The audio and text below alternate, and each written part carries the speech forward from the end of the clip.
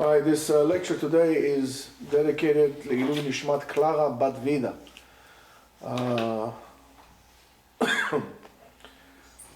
Very interesting topic is the topic of a shul. A shul is, we have to say, is not a community center. A shul is above all a sacred place. To make yourself a sacred place is very important. Even almost every culture has developed its own place that is sacred and is dedicated for that. It's very important to dedicate the shul only for the purpose of tefillah or spirituality and so on and so forth. Why? Because first of all, for the issue of tefillah, when you're coming to pray, and this place is dedicated only to that, you know that automatically you're not going to think about anything else, and you're going to prepare yourself and conduct yourself according to the place itself. Argument's sake. It was something that we're conditioned to. For example, let's say you go to a library. You go to the college library or the public library. Everybody, shh, quiet, I can't talk whispering. You go to I don't know, where else people go to, the quiet, museums, right? You go to a museum, they don't say, hey, Chaim, you don't hear those things. It's a museum, shh. Everybody is intelligent. It's very nice, very, very quiet, It says, you come to shul, it's like, it's not nice. It's not nice what we do to a shul. So that's in terms of let's say, the cultural place of it. I mean, that's why it doesn't help out tefillah as well. It does not help out tefillah as well. You feel, I don't want to use the term energies, but you feel the energy of the place. It's not holy. Makom, bet hakneset tzarich liot bekoved rosh. It has to be something very, very serious.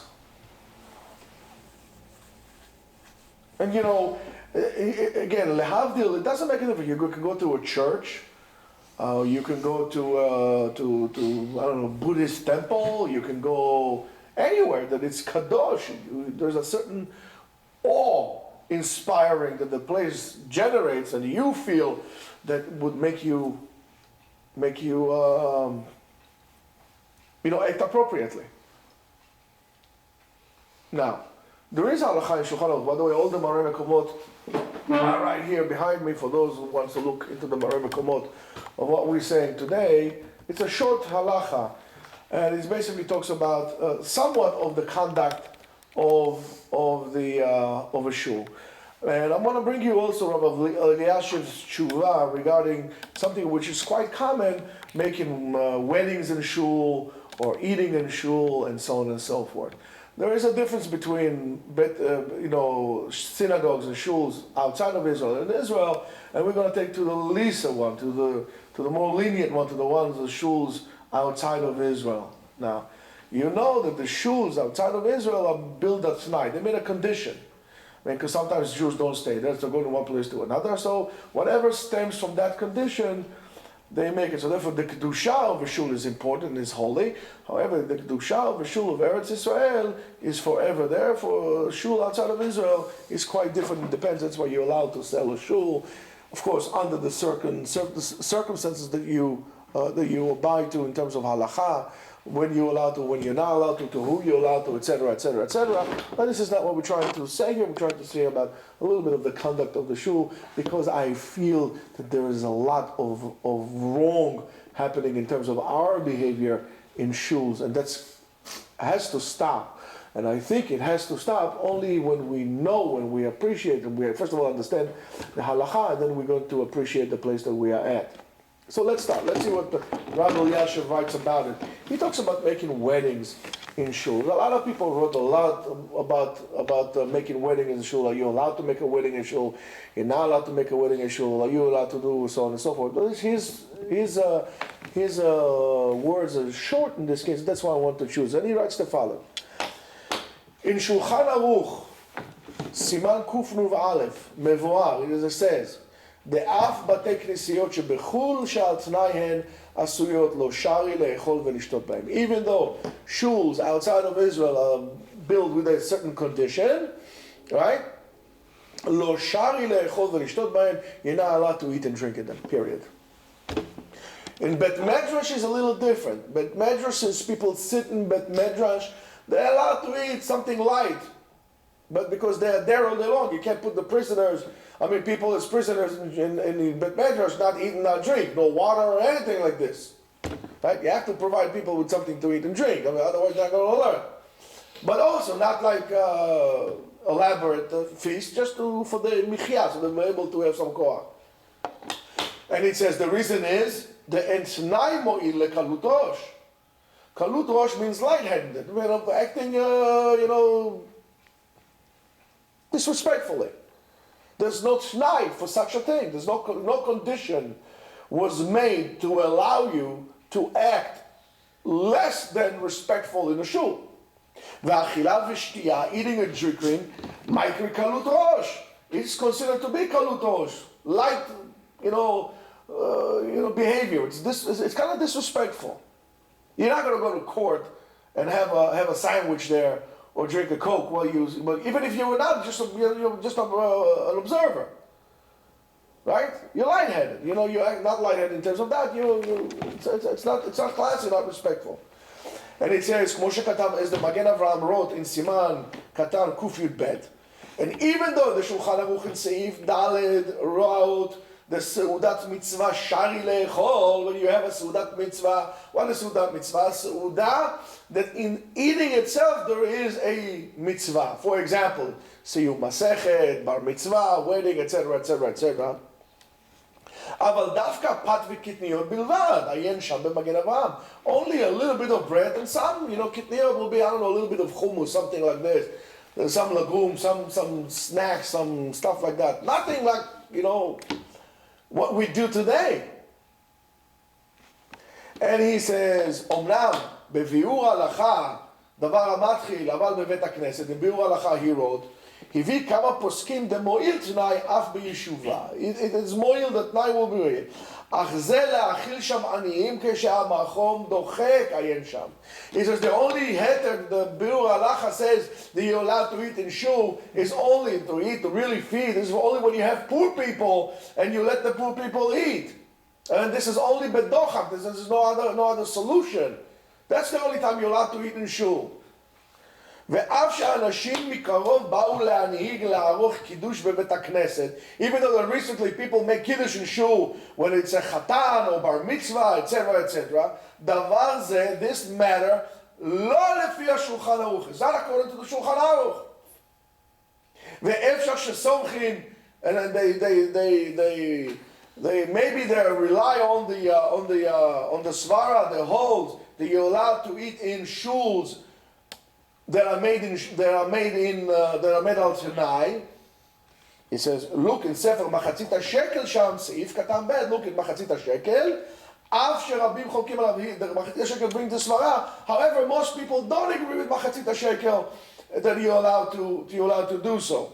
Michol Makom, in any case, Seudat Chatan Vekala Beleil Chupa, when you make a wedding in shul, שהאווירה היא אווירה של שיחה וחדווה. Therefore, not necessarily only for חתן and kala, but even more so for חתן and kala. If חתן וכלה you're not allowed to do so, since everybody talks to them, everybody is chilled out with each other, right? They're lightheaded a little bit, they talk, they're very friendly with each other, and so on and so forth.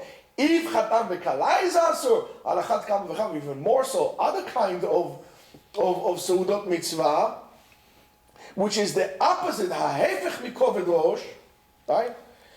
Therefore, you should not make simchat nesuim bebet hakneset. In shul, they could not be allowed to make any kind of celebration like this. You want to go rent a restaurant. Don't make it in shul. He says, "V'lo arich leme'abed achi." I would not continue in this. However, look in Sefer Divrei Chaim, Chelek Bet, Chelek Choshen Mishpat, Siman Lamed Bet, and he says the following, and I'm quoting, שאין רשאים להשתמש בבית המדרש. בית המדרש, since the kedusha of בית המדרש is higher than בית הכנסת, he writes, אין רשאים להשתמש בבית המדרש אפילו על ידי סנאי לעשות נישואים, סעודת נישואים ולשחות בשמחת מצווה. בית המדרש, if בית הכנסת is not appropriate, but however, maybe you can find one or two opinions that say that you could in certain ways, בבית המדרש you have no reshut whatsoever to do any kind of סעודה unless, of course, there's סעודה של תורה.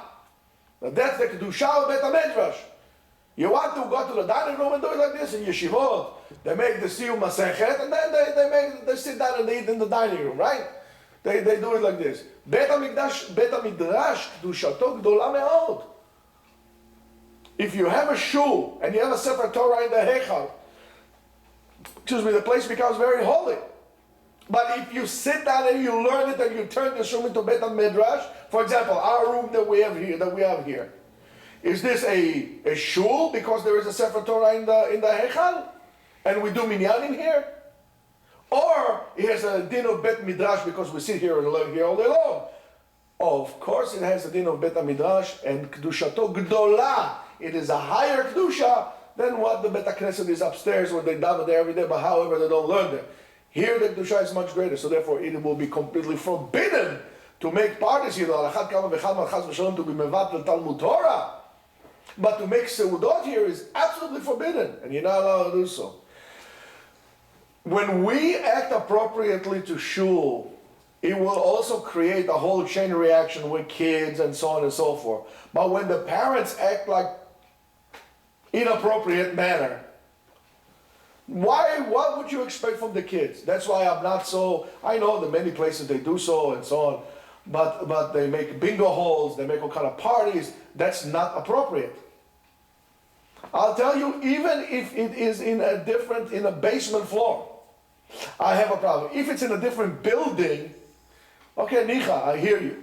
But even in the same thing, something is wrong with the fact that we're making celebrations and we make a thing because people go up and down. You enter this place, it is not only the sanctuary where we pray, the whole building should be should be treated with utmost respect. That's why it's okay. So, but let's say if we dedicate a certain place, nicha, but yet there's something missing with that. I don't think lehavdil elef alfei abdalot. I don't think anybody for a second thought to do a party in the Vatican. Oh, why we do it here? And that's something we need to think about. So therefore, we need to learn. That's what we need to learn. I do believe it's chas v'shalom, not because of doing intentionally or deliberately wanting to make this to treat the shul with disrespect. I think it's absolutely only because of lack of knowledge. And most of the problems that we do, most of the averot that we do, is lack of knowledge.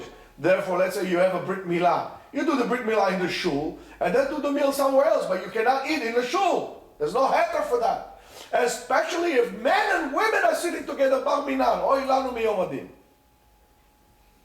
It is no heter for men and women to sit when on tables in the shul, even if it's for suudat mitzvah, to sit together around the same table, even more so if they serve alcohol. This is mamash asatan roked benhem, and yet, people ask me, Rabbi, why, by this? The answer is no. Treat it as it deserves.